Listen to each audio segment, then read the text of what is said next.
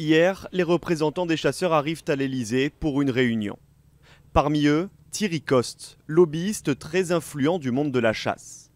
Nicolas Hulot est ulcéré par sa présence avant même que ne débutent les discussions autour de la réforme de la chasse. Durant 2 heures, chacun avance ses arguments. D'un côté les chasseurs, de l'autre le ministre. Et celui qui a le dernier mot, c'est le président de la République, Emmanuel Macron.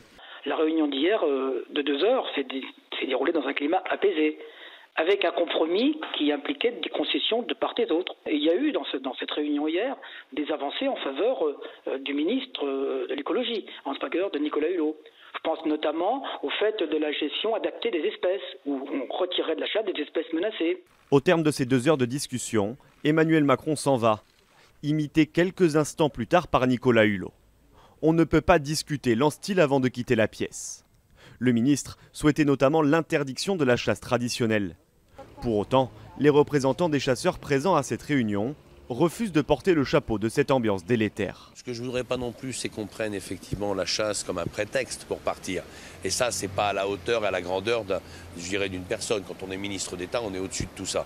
On ne part pas parce qu'on a été agacé, parce qu'il y avait Pierre, Paul ou Jacques à la table, ou qu'éventuellement il y a quelque chose qui aurait déplu. Ça me paraît quand même léger pour un départ à ce niveau-là.